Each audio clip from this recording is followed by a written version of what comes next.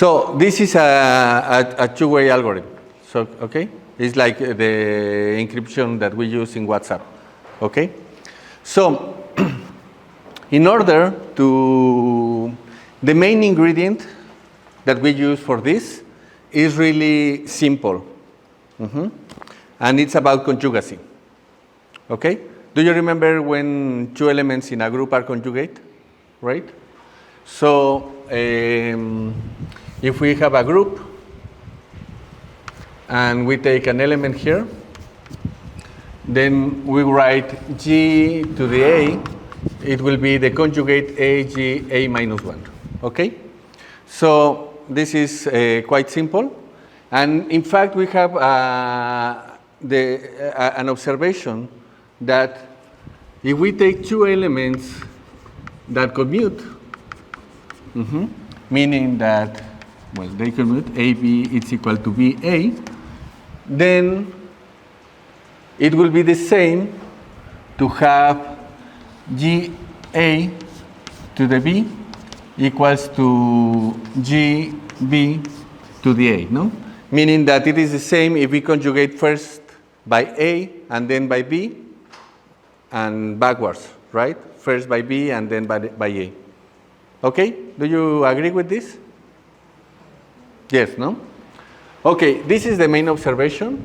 And the algorithm, in fact, what it does is as simple as this, no? You take an element here, and then you will generate a cipher. This will be a public key. Here, this will be the secret key that B will have, and A will be the secret key that A will have, no? So these are secret. These are secret. And these are public. Okay? This will be public. But what will make the difference is this. Here we have A, and here we have B, and here we will have GAB. Okay? And this will be the cipher. This will be the cipher, meaning this will be the key that will allow us to encrypt the message. Okay? So, as you can see here, if we know G to the B, and we know the secret key A, then we can calculate the cipher. Right? A can calculate the cipher just by taking the conjugation, and in the other side, it's the same, no? If A have, if we know this, if we know G to the A, then B can calculate the cipher also, because he has this secret key. Okay? So this is quite simple, no? The mathematics behind it are quite simple. But what makes it really powerful is that to find these conjugators is difficult in general groups. Okay? So when you are working with groups, in general, this is a difficult question. Okay?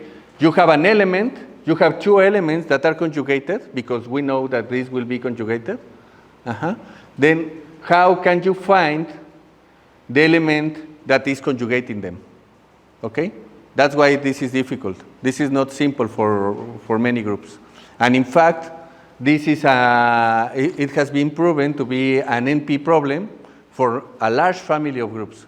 So in this sense, if it is difficult for the group, then more difficult to solve this question to the group, more strong is your algorithm. Okay? Yes? Okay. So, I would like to do this by an example also. So, I will do with a simple example. A simple example is a group that you must know very well. That is the symmetric group. Okay?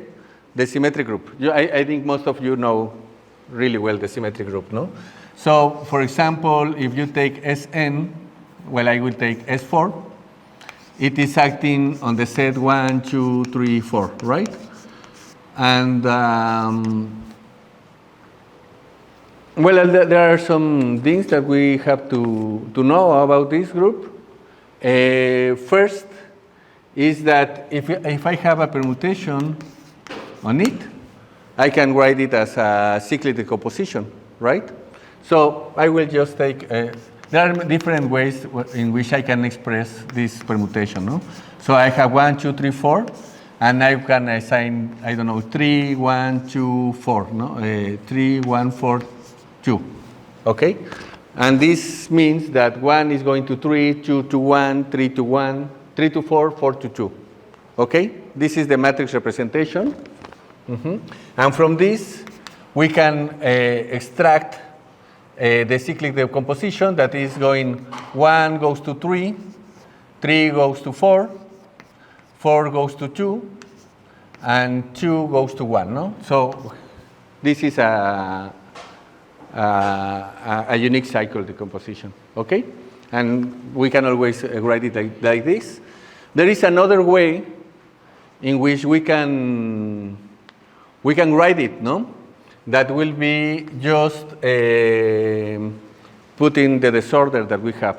Meaning, for example, when it is ordered, it is written like this. Okay? But now, this can be written 3, 1, 4, 2. That it is, we are only recovering this part of the permutation. Okay?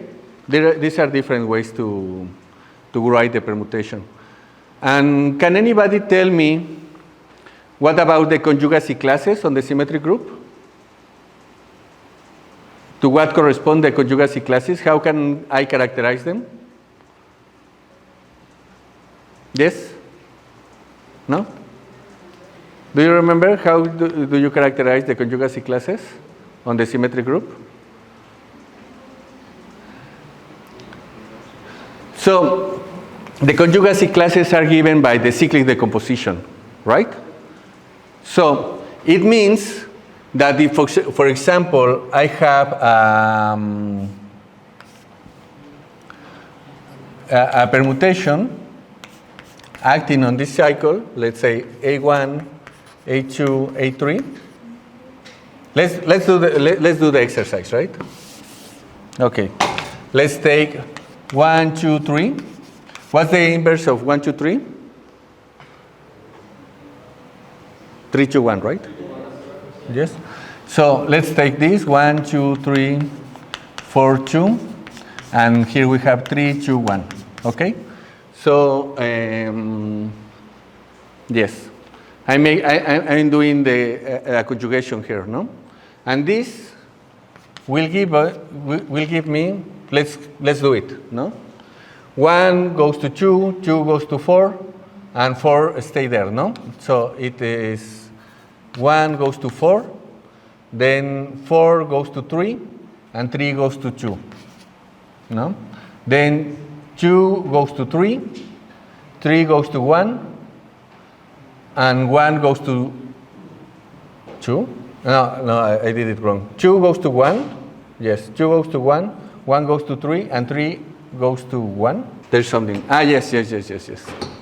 Just like this, but I did something wrong, right? Okay, again.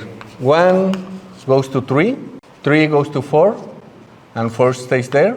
1 goes to 3, 3 goes to 4, and 4 stays there. Okay. Then 4 goes to 2, and 2 goes to 3. Okay. 3 goes to 2, 2 goes to 1, and 1 goes to 2. Okay, just like this. And it goes like this. Okay? Yes?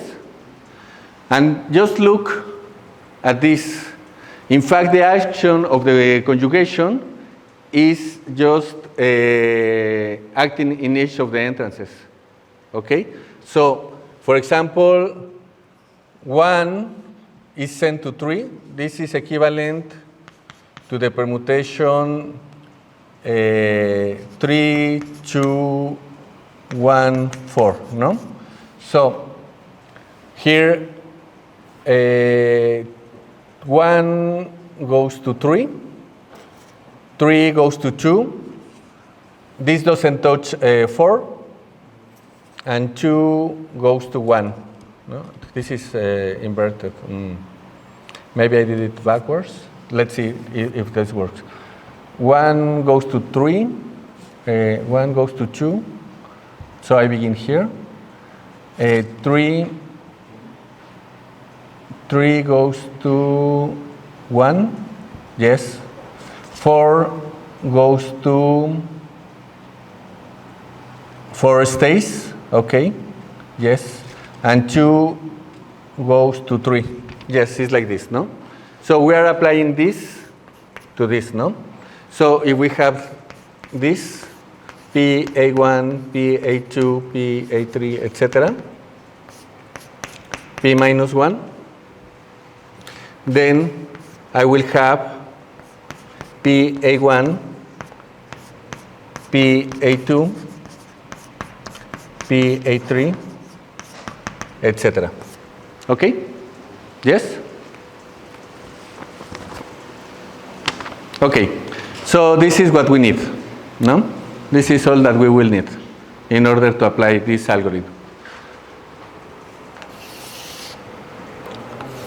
Okay, questions still here? Everything is clear? Yes? Okay, so this is called the Collie protocol. The Collie protocol consists in the following. Choose a non-abelian group. Okay, so I will erase this and I will make a choose. So I will choose G equals to S10. I will take the symmetric group on 10 elements. And in fact, we will choose the elements to be 0, 1, 2, 3, etc. till 9. Okay? So these are just the digits. Okay? Then an element that will be public. We choose G in G. So the more difficult element we choose, the stronger our algorithm. So I will just choose this element, G 10, 9, 8, 7, 6, 5, 4, 3, 2, 1. Note that I'm using the bracket notation, no? So when I write this as a cyclic decomposition, this looks like 110, 29, 38, 47, and 56. This is the cyclic decomposition of this element. Okay? Then each one, A and B, has to choose a private key. No? You have to choose your password. Okay? So let's say that A chooses 1, 2, 3, and B chooses 7, 9, 6. Okay? So what do we have here? So now I have to construct the public key. The public key will be G to the A, meaning that it will act A on G, no? In this. So this will mean that we have 1, 2, 3 acting on this. We already know how the conjugation is on the cyclic decomposition. So 1 goes to 2, 10. 2 goes to 3, 3, 9. 3 goes to 1, 8. 4 is on touch.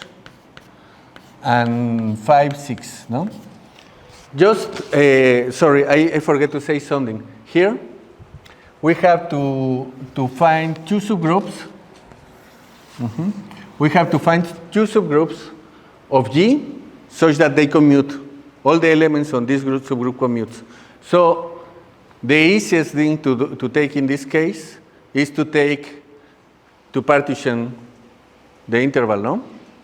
Take the symmetric group on the first 5 elements, and then take the first the symmetric group on the second 5 elements, no?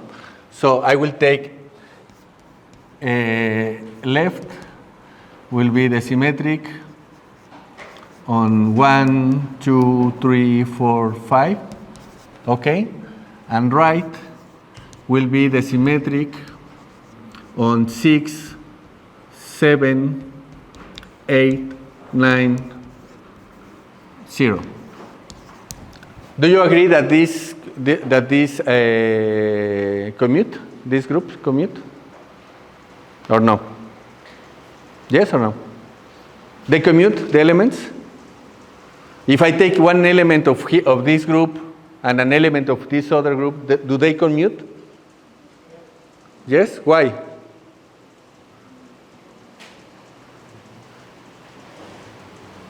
Because the cyclic decompositions will be disjoint, right? Meaning that here I'm just changing the elements in this set, and here I'm changing the elements on this set, so it doesn't matter which I do first, no? These are disjoint, okay? So we have this, okay, and A must be in the first group, and B has to be in the second group, okay? This is important because we need that they accomplish this condition, no? We need that the conjugates are the same, okay? So we have this. We have choose the secret key of A and B, and now we have this public key that is GA, and the cipher will be G to the A and to the B. So now we apply B to the G to the A, okay? So we have this, and then we know how to apply. It's 2, 10, 10 is not there, 3, 9, but 9 goes to 6, so here I will have 6. 1, it is unchanged. 8, it is unchanged.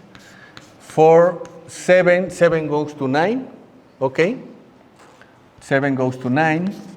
And 5 goes to 6, but 6 goes to 7, right? So we have this, okay? Yes? So this will be the cipher.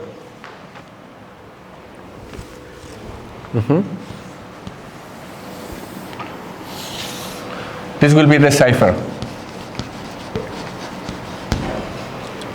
Okay?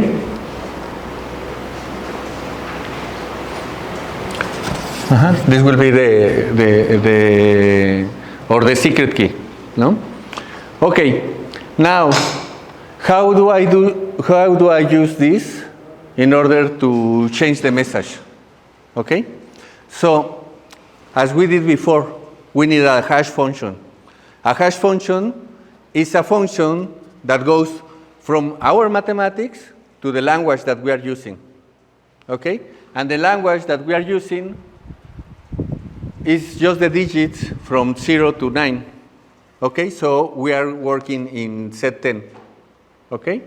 So we will use the cipher, the hash function. We need to, any element here, we need to assign an element here. Which element or what would you use to, what kind of application would you use to do this? I don't know, something that comes to your mind. So, I'm taking to the 10. No, I'm taking the power 10. So I'm taking here 10 digits. No?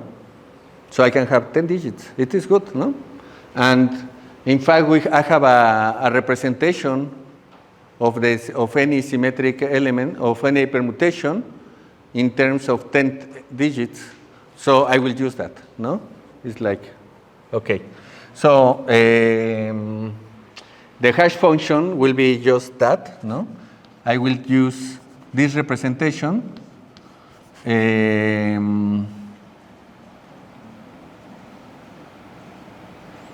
Okay, I will take a permutation, and it will go to P1, P2, etc., P10. Okay? Yes? It makes sense till now? It is clear? Okay. So, now I already have the hash function. I'm going here. Okay. This is okay. How do I cipher the message?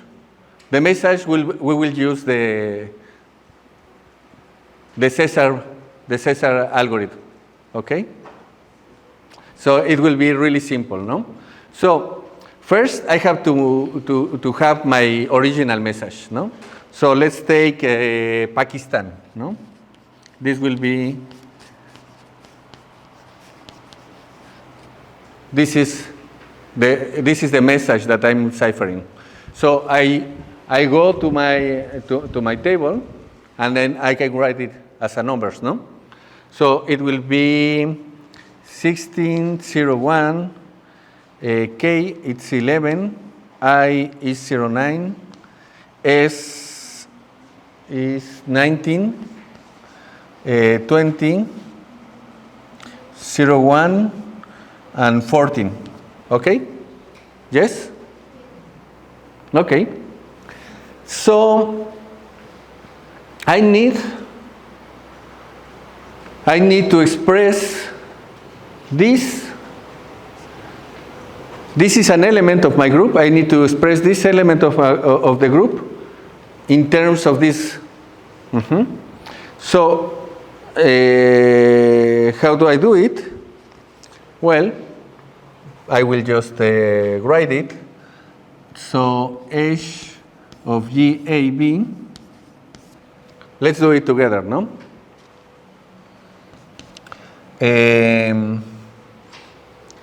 1 P, the 1 is going to 8. 2 is going to where? 10. 3, 6, 4, 9, 5, 7, 6, 3, 7, 5, 8, 1, and 10, 2. No? This is my cipher. Then recall that we are in set 10, no? So this becomes 0. Yes? So remember that when we are taking hash functions, these are the blocks that we are ciphering. These are the size of the blocks. So meaning that our message has to be divided in blocks of tens, right? So I don't know how many. I have 2, 4, 6, 8, 10. I have 10 here. And here I'm missing, no? Because I have 2, 4, 6. I'm missing symbols, right? So I will just add zeros, no? So my message will be 0, 0, 0, 1, 6, 0, 1, 1, 1, 0, 9, 1, 9, 2, 0, 0, 1, 1, 4. Okay? And then, now I can divide by tens, no? 2, 4, 6, 10. Here I have the division. I have the division here. And now I will just add it. No? I will just put 8, 0, 6, 9, 7, 3, 5,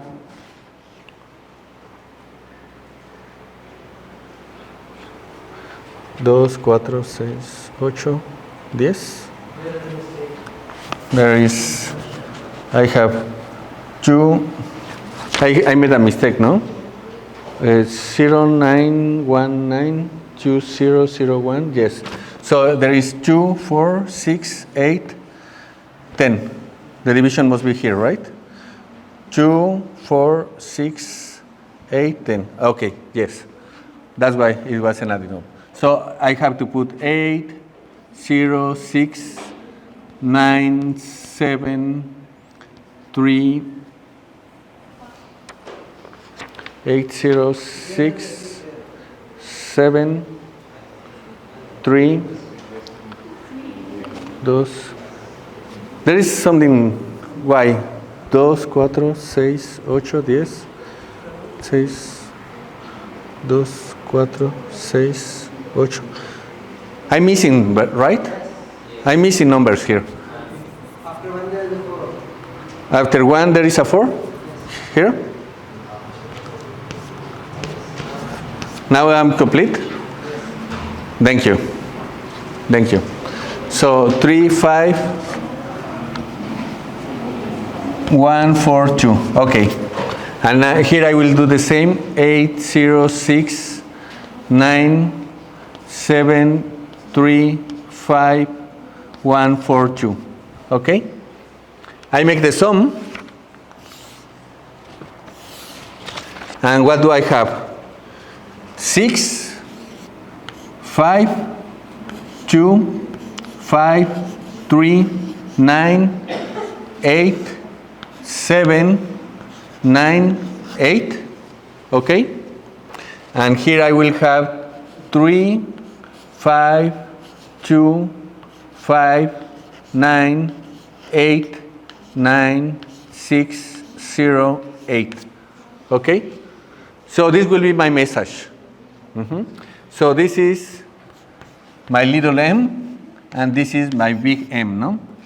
Meaning that m is little m plus hash of GAB. So now I'm able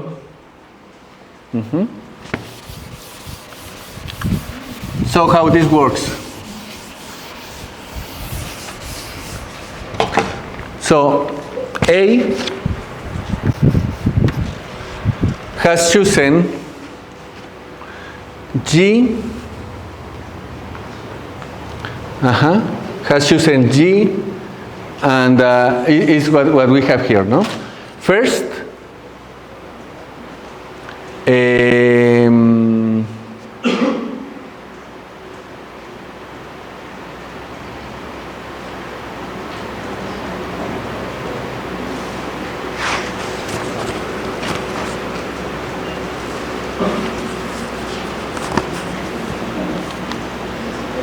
okay, yes. Okay, so what do we have? A will send to B. A will send to B. She will send G, this, and GA. So, but she has to send it in the right language, no? So she will send like, there you go, 10, 9, 8, 7, 6, 5, 4, 3, 2, 1. Okay? And she will send also G to the A. How do I see H of G A? This goes 1, this is 8, 2, 10, 9, 7, 6, 5, 6, 5, okay.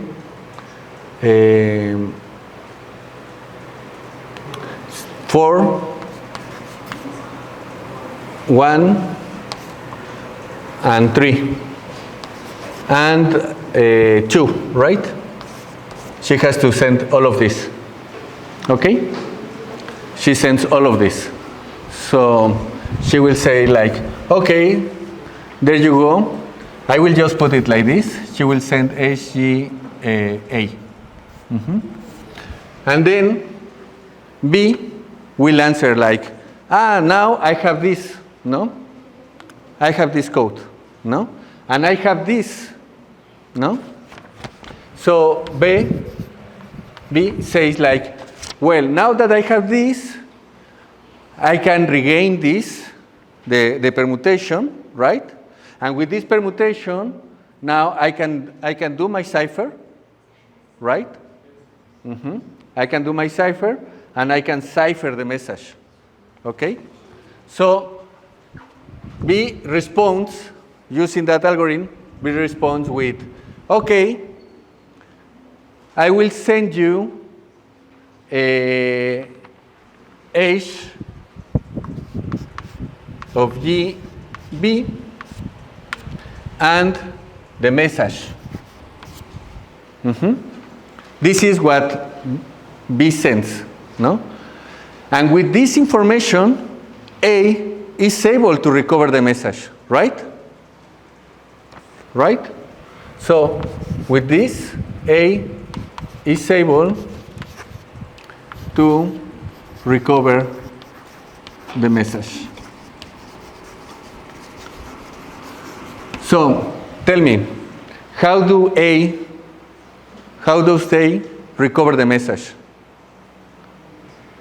So all she knows is this. She knows H of GB. H of GB, I don't have it here. So let's calculate, right? Let's see who is H of GB. I have B here. I haven't written here who is G to the B. So who is G to the B? G to the B is making the conjugation of this one, no? So G to the B is 110. It remains the same. 2, 6, 3, 8, 4, 9, 4, 9, and 5, 7, no? You agree? Yes? So when I put the hash function, H of GB, this will be, it begins with 10, 6, 8, 9, 7, 5, 7, 6, 2, 7 goes to 5, 8 goes to 3, 9 goes to 4, and 10 goes to 1. So this is what she receives. No? Can you tell me what she receives?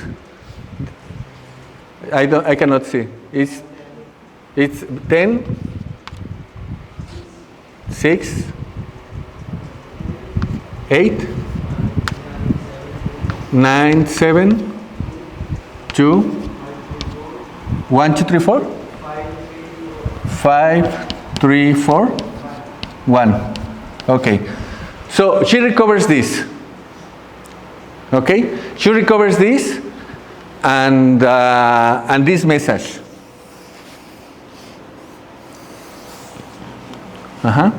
This is what she receives. How can she decipher the message? From this and M, how can she decipher the message? This is what she receives, no?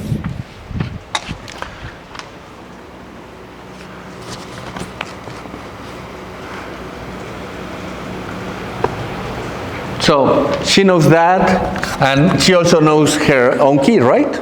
Because she chose it. No? She also knows that A is equal to 1, 2, 3.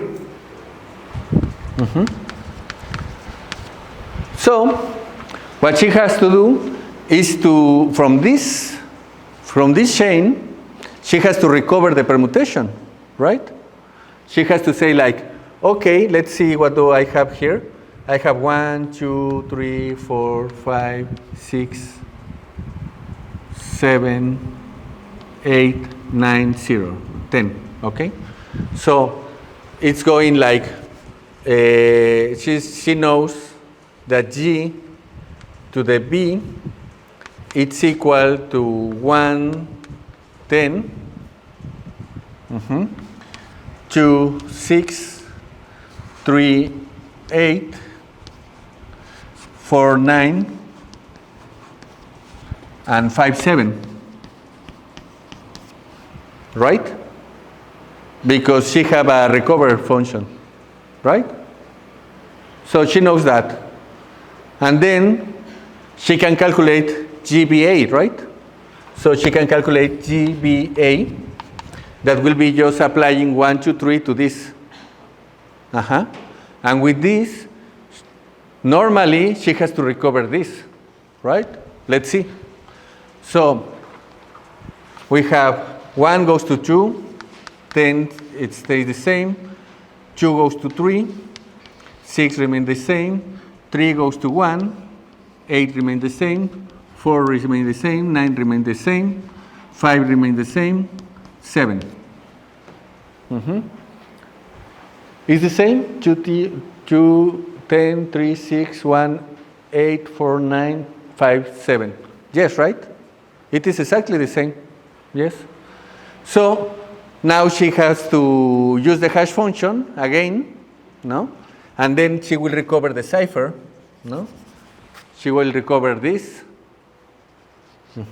the cipher, no, the cipher that it is this. So now she can recover, what is the number? 806, no? She knows that H of GBA is 806, what it is that? 97,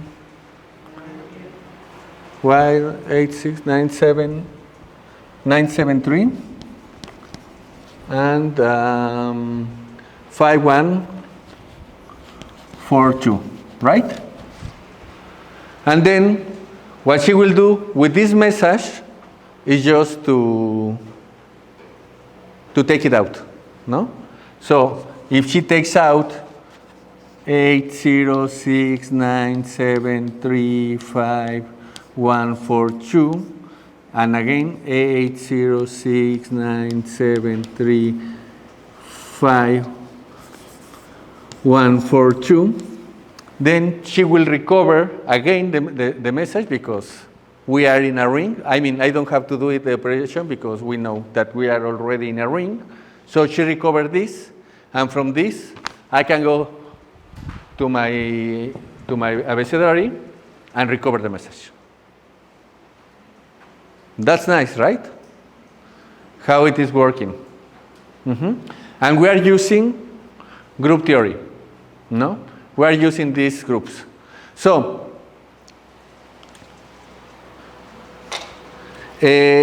what makes it powerful? No? This is a simple example because we are taking a finite group. No? Whenever we are having a finite group, we can always compute the conjugacy classes, right? I mean, that depends on the size of the group. If it is a group really big, for example, it has been used, I don't know if you have ever seen these movies, no? That they are saying like, oh, they are using a Rubik, like a Rubik cube encryption, no? That they put like a Rubik cube moving, no, to the faces in order to decipher certain code in a movie, no? I don't know if you have ever seen something like that. This is what it is happening. They are trying to find the conjugacy classes and the conjugators, no? Because they know they need to find who is this, no? Because look, what is the information? She's sending the element and a conjugate. So if I find A, I already won, right? I can crack the code.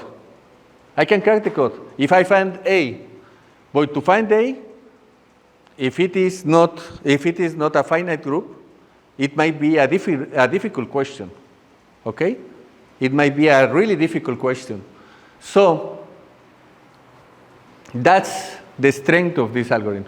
That depending on the group that you are working on, this might be difficult. On the other hand, if the group it is too difficult to manage, then it will be really hard to process all the information, no? Imagine each time that you are coding, then you will have a lot of process in order to say hello world, no? So might not be worthy, no? So you have to find something. You need to have a group such that you can manage it, no? That you can say like, okay, I can do operations on it. I can solve the conjugacy problem, but in such a way that the algorithm to solve the conjugacy problem be hard. Okay? Computationally speaking, no? So in this sense, the Cox-Setter groups and the Artin groups are good candidates for these matters. And in fact, this algorithm was born in the study of braids, okay?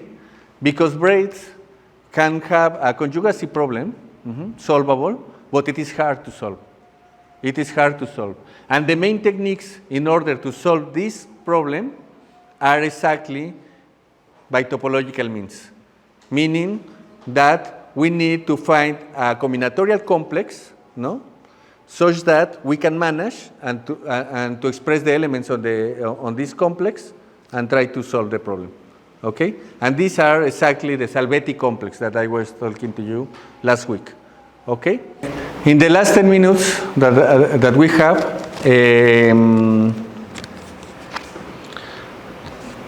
Maybe I will just like to, I don't know if you want to do an exercise of this. I think it will be healthy for you to do an exercise. Yes. Yes? Just write your name and tell the name to your neighbors, okay? And just write your name and tell your name to the neighbors, okay? And that will be the exercise. And just to finish, no, this will be of the lecture. I will pass with you and we will verify the exercise if you have doubts. And just to finish the lectures is, Professor Curran told me that give you some advices, no, in order to encourage you to pursue your studies. So I will just give you some advices, no. The first thing I will recommend you is be curious. Okay, always be curious. Try to read by yourself. Try to find information about everything, because at the end, all the information, everything that comes to us is good information to ourselves, to prepare ourselves, not only as an academic, but also as human beings, no? So in that sense, all of this, all the information that you can gain, just try to go for it, no? Just try to go deep and to try to look for, to investigate more about that, no? So That will be the first advice that I can tell you. Be curious. Second thing is be courageous. Don't be afraid. Don't be afraid of making questions, for example, no? Always try to make questions. It doesn't matter how stupid you think that they are. There are no stupid questions. You have always to ask, no? If there is something that you don't understand, it doesn't how ridiculous you think that this is, try to ask, no? Because most of the people will be really happy to share with you. When there is a professor, when there is a visit, when there is anybody around there, they are there for you, no? So they will be really happy to tell you something, no? And if they don't know, they will tell you, I don't know, but let's look for it together, no? So always go for it. Be courageous to ask. Always don't be afraid to that, no? And this also applies to many things, no? Be courageous to do questions, but also be courageous to go further, no? This happened to me when I was young, no? I didn't apply to many fellowships because I was thinking, oh, I'm not good enough, no? And I have insecurities of myself. And then one day I just began to apply, and I say like, they began to accept me in this with these fellowships, and I say like, oh, maybe I can do this, no? You know? And there are many people, and there are many places that are believing in you, no? So, but first, you have to believe in yourselves, no? You have to say like, okay, I don't know if this will work, but I will do it anyway, no?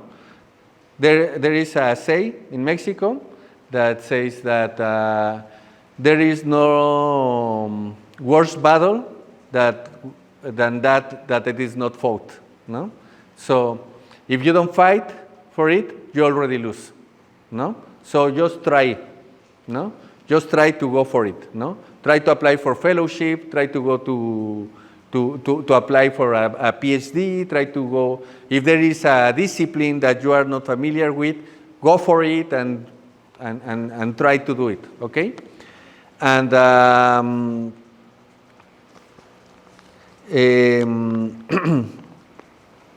in this sense also goes with take care of yourselves, no? Take care of yourselves. Just think on what you want, no? What gives you peace with yourself, with your spirit, with your soul, with your community? What is what you are looking for, no?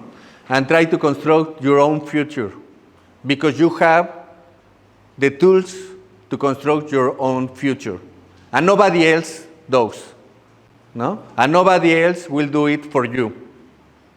Okay? Nobody else. It's up to you. So just take care of yourself, and everything that you can do, it's up to you and nobody else. Okay? And in the other academic aspects, just try to talk with professors. Okay? Always try to talk with professors. If there are many subjects that you don't understand, don't be shy. We are here for you. And the professors are here for you. And I always try to say to my students, you know, my obligation, my duty as a professor is to answer your questions and to listen for what you need, because that's my duty as a professor. My duty as a professor is to give you a good advice, no? Because of the experience that I have, and to share this experience. That's our duty as professors, no? So whenever you have a professor in front of you, try to get the best of him, of her, no? Just try to get the best, and their duty, and our duty is to answer you, okay? And the same goes backwards, no? For you, our duty is to answer your questions, and your duty is to make questions, okay? To be curious. So this is a shared responsibility, no? Because we cannot build knowledge from nothing, okay? Knowledge is not something like I will just have a bottle of water and I will just put it in another recipient. Knowledge is something that it is built from inside, no? It's something that is built from our own curiosity and from our own desire of growing, no? Growing as people, as persons, as human beings, okay? And for our society and for our world in general, okay? So that, yes, I'm sorry. And I think that those are the best advices I can give you. So just try to pursue whatever you have in front of you, and I think that will be all. Thank you. Yes.